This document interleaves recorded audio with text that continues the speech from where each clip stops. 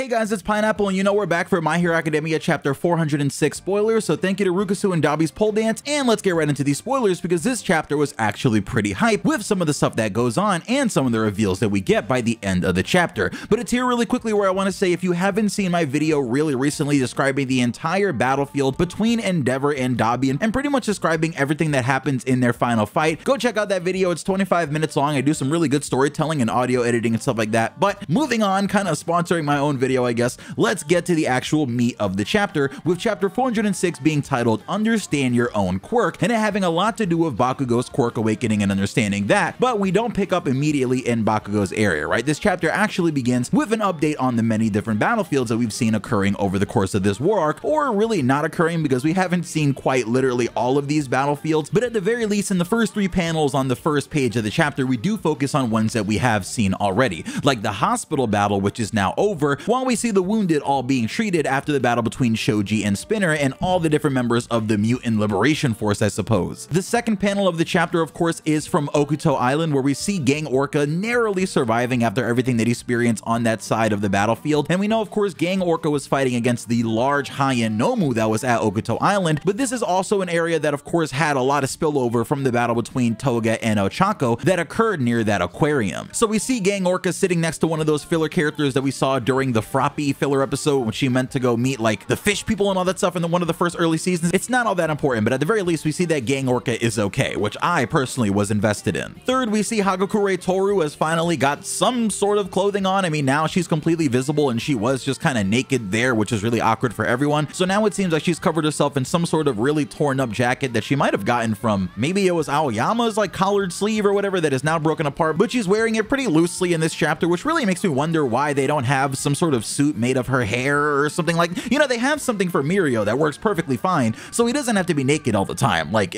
do you not get anything like that until you're a third-year student in UA? Or I don't really understand what's going on with that, but someone definitely get Toru some clothes. And interestingly enough, the next thing that we see is actually a battlefield we have not seen very much of at all, which is Ojiro's battlefield, as we see Ojiro is still battling alongside Ryukyu as they battle a villain named Gashly, who many people have been speculating about ever since his name was mentioned earlier in this arc, because the name Gashly, of course, comes from the same story that Ida's name comes from, and it's a character that you're going to be seeing on screen right now that has like a skull for a face and kind of looks like a little Slender Man-ish, but he has a big top hat and a giant umbrella. And in the story, it seems to be all about young ones drowning around him, which is like the negative thing that happens, and it seems like the character in My Hero Academia is very much based off of that character, because it looks like he's reading some sort of book or something in the middle of like a swirling pool of darkness, and we see a giant horde of people around him, and they're not really drawn all that detailed, so it's not entirely certain if those are all heroes or what that is, but we do see what seems like giant babies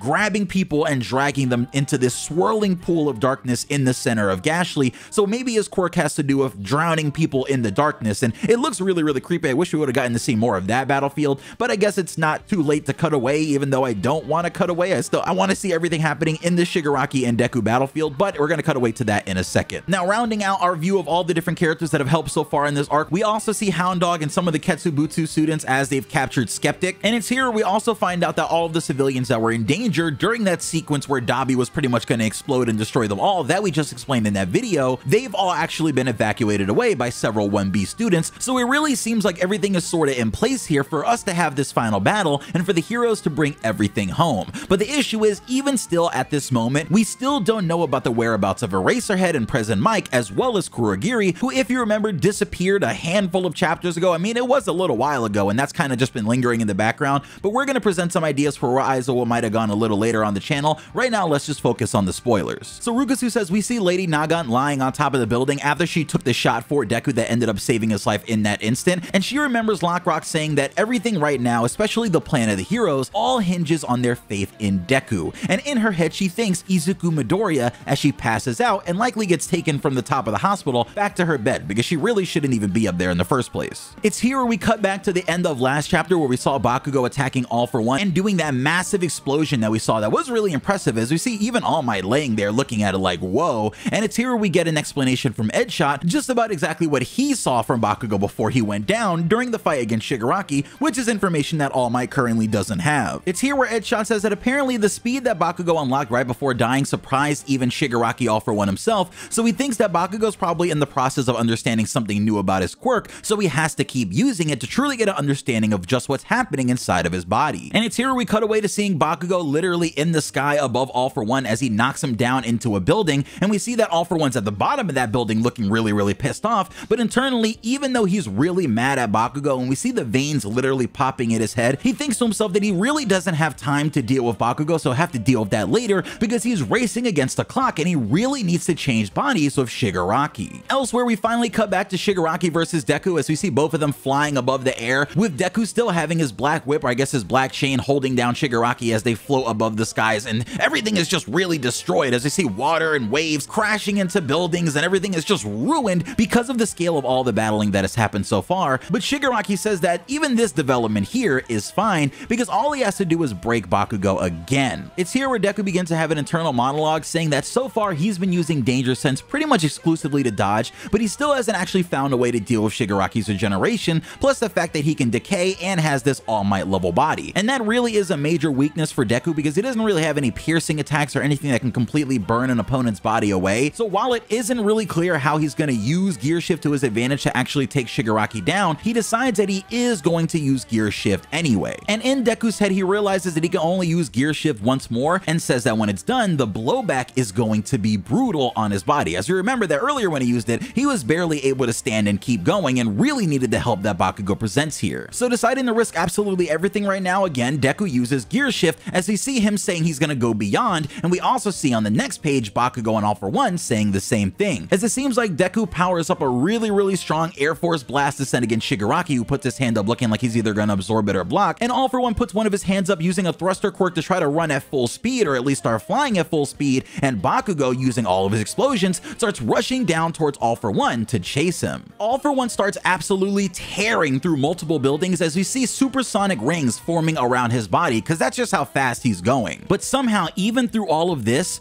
Bakugo is still flying just as fast as All For One. Even though he's hitting the ground several times and feeling pain, at the same time, he's laughing and he's still impressed by his own speed because he thinks back to when he wondered if he could still catch up to Deku before, but now he thinks that he might even be able to surpass Deku, probably not realizing that Deku's used his second quirk on him to make him go faster, so Bakugo's likely going faster here than he'll ever achieve going on his own. It's here where Bakugo is trying to keep up with All For One that he really starts thinking about everything going on with his quirk, and he finally puts it together. But at the same time, as All For One is escaping, he's thinking that Bakugo's explosion quirk isn't anywhere near as strong as Endeavor's Hellflame or Dark Shadow, so he can just keep ignoring it and deal with it later because he can't let a random guy like Bakugo speed up his rewind even more, because Bakugo is going to be pesky with those explosions. However, as Bakugo is having his realization, he thinks that the sweat that usually only comes out of his hand is coming out of his entire body, and feels like there's excruciating pain in certain areas of his body where that sweat runs over, or at least runs through. He then thinks that he has to pinpoint where it hurts the most and master the timing in order to unleash stronger explosions. And the logic behind this is pretty much the place where Bakugo feels the pain the most from his explosive sweat building up in his body are places where he has the most of that explosive sweat in his body. So if he releases explosions from those exact points inside of his body or around his body, then that naturally would cause the biggest and strongest explosion. And if he masters creating these pockets and taking use of them, he really does have a lot further that he can go using his quirk. So we see as All For One is literally trying to get away as fast as he can as Bakugo hits the ground and starts tumbling through all of the buildings, with All For One thinking, ooh, okay, he crashed, I'm finally away from him. But he looks to the side as he's going as fast as he can and sees Bakugo literally cartwheeling pretty much as he bounces off of the ground, with a giant smile on his face as he puts both of his hands in front of him and lets loose a massive explosion against All For One. Elsewhere in the shelters, where we see a bunch of random civilians watching the battle, we see Bakugo's dad looking really scared, saying that he doesn't want to look at the screen, but Bakugo's mom tells the father that he has to because their son is facing All For One,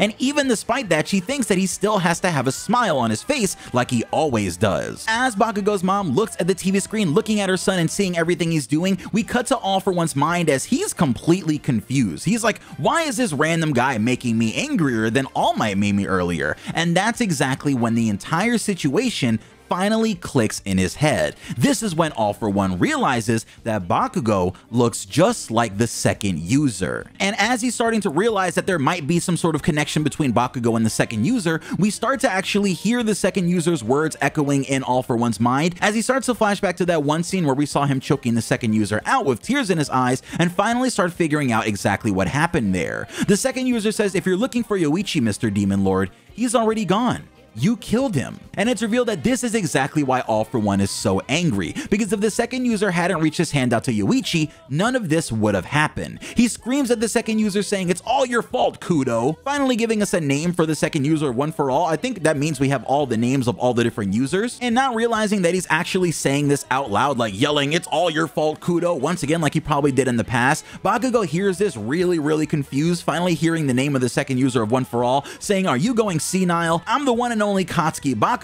as he fires another big explosion at All For One, and the chapter ends. So really exciting chapter of My Hero Academia. We finally got the name of the second user of One For All, and apparently they have the characters for driving a car and driving force in their name, which really fits with the quirk, of course, because it is the driving force of One For All, but also it has the whole theme of, you know, the gears shifting and everything like that. Now, of course, when we last saw this flashback with the second user and everything, we on this channel theorized that maybe it was that the second user ended up being the one that killed Yoichi, and that's why All For One was so angry. But if All For One was trying to do some massive attack or something and not really thinking and kind of just attacking blindly, and he ended up being the reason that the first user died, I mean, that's really tragic, and that partially explains why he wants to get One For All so bad, because in his head it might actually be his fault that his brother ended up dying, and the only way to ever actually be with him again is by having the quirk. So I can definitely see some of All For One's motivations starting to come to light a little more in the story, which I'm really liking, especially as we start to move towards the ending. But if you want to have more My Hero Academia, or you want to have more storytelling being told, please go check out my video titled The Day Toya Todoroki Became Perfect, and I'll see you guys next week for more My Hero Academia spoilers and various other things that I've got going on this week. It's probably going to be some more new Ultra Rumble gameplay. Naruto Storm's coming out soon. I'm thinking of just doing more gameplay and stuff on the channel, so I'll see you guys later. It's Pineapple. More My Hero stuff coming soon. I don't believe we're on break, and